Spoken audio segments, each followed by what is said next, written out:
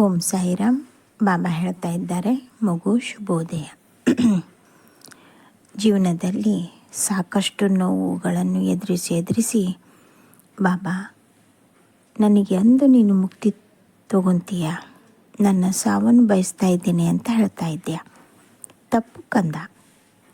ನೀನು ನನಗೆ ಸಾವು ಬರಲಿ ಅಂತಂದರೆ ಅದು ನಿನ್ನ ದೇಹ ಸ್ವೀಕಾರ ಮಾಡ್ತಾ ಬರುತ್ತದೆ. ನಿನ್ನ ಜವಾಬ್ದಾರಿ ತುಂಬ ಇದೆ.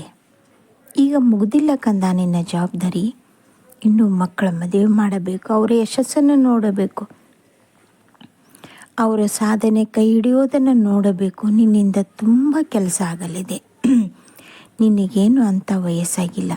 ಇನ್ನು ಕೇವಲ 2 ವರ್ಷದಲ್ಲಿ ಬದಲಾವಣೆ ಹೇಗೆ ಆಗುತ್ತದೆ ಅನ್ನೋದನ್ನು ನೋಡು. ಆ ಬದಲಾವಣೆ ನೋಡಿನೇ ಜನ ನಿನ್ನನ್ನು ನೋಡಿ ಬೆರಗಾಗುವಂತಾಗುತ್ತದೆ. ಈಗ ಸಮಯ ಬಂದಾಗಿದೆ. ಕಷ್ಟಗಳು ಎಲ್ಲವೂ ಕಳೆದಾಗಿದೆ. ಈಗ ಸಾವಿನ ಮಾತೇಕೆ? ನಿನ್ನನ್ನು ನಂಬಿ ತುಂಬ ಜನ ಇದ್ದಾರೆ.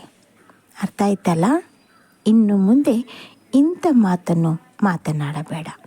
ಬಾ, ಈಗ ವರಮಹಾಲಕ್ಷ್ಮಿ ಹಬ್ಬಕ್ಕೆ ತುಂಬ ತಯಾರಿಯನ್ನು ಮಾಡಿಕೊಳ್ತಾ ಇದ್ದೀಯ. ಅದರ ಜೊತೆಗೆ ನಾನು ಹೇಳಿದ ಕೆಲವೊಂದಿಷ್ಟನ್ನು ಪದ್ಧತಿಯನ್ನು ಪಾಲನೆ ಮಾಡು. ಸಾಕು.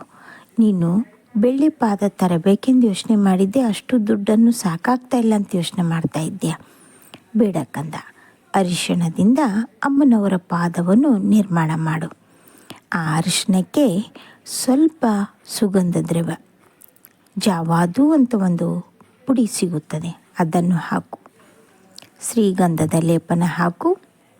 ಜೊತೆಗೆ ಸಾಧ್ಯವಾದರೆ ಅತ್ತರ್, ಸುವಾಸನೆ ಭರಿತವಾದ, ಇಲ್ಲ ಅಂದರೆ ಮಲ್ಲಿಗೆ ಹೂವಿನ ಎಣ್ಣೆ ಸಿಗುತ್ತದೆ, ಅದನ್ನು ಹಾಕಿ ಪವಿತ್ರವಾದ ನೀರಿನಿಂದ ಅಥವಾ ನಿನ್ನ ಮನೆಯಲ್ಲಿ ಯಾವ ತೀರ್ಥ ಇದೆಯೋ ಅದರಿಂದ ಕಲಿಸಿಕೊಂಡು ಪಾದ ಮಾಡು. ಆ ತಾಯಿಯ ಮುಂದೆ, ಕಳಸದ ಮುಂದೆ ಇಟ್ಟು ಪೂಜೆ ಮಾಡು. ಸಾಕು. ಎಲ್ಲವೂ ಒಳ್ಳೆಯದೇ ಆಗ್ತಾಯಿದೆ. ಆ ಮಹಾಲಕ್ಷ್ಮಿ ನಿನ್ನ ಮನೆಗೆ ಬಂದೇ ಬರುತ್ತಾಳೆ.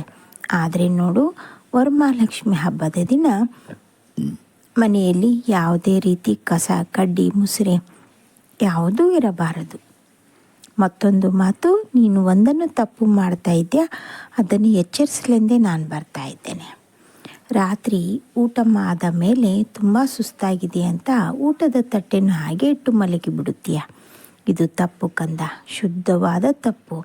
ಯಾಕೆಂದರೆ ರಾತ್ರಿಯೇ ನೆಗೆಟಿವ್ ಥಾಟುಗಳು, ಪಿಶಾಚಿಗಳು, ಭೂತಗಳು, ಪ್ರೇತಗಳು ಇವು ಎಲ್ಲಿ ಈ ರೀತಿ ಗಲೀಜಾದ ಮುಸುರಿ ಇರುತ್ತದೋ ಅದನ್ನು ತಿನ್ನಲೆಂದೇ ಬರುತ್ತವೆ.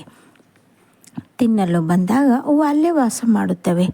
ಹಾಗಾಗಿ ರಾತ್ರಿ ಮಾತ್ರ ಯಾವುದೇ ಕಾರಣಕ್ಕೂ ಮುಸುರೆಯನ್ನು ಇಟ್ಟು ಮಲಗಬೇಡ.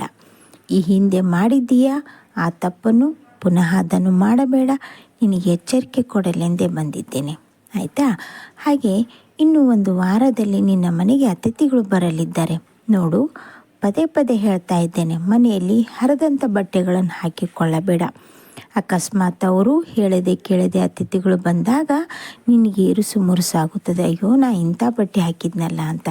ಅದಕ್ಕಾಗಿ ಶುದ್ಧವಾದ, ಶುಭ್ರವಾಗಿರುವಂಥದ್ದು, ಚೆನ್ನಾಗಿರುವಂಥ ಬಟ್ಟೆನೇ ಹಾಕಿಕೊ.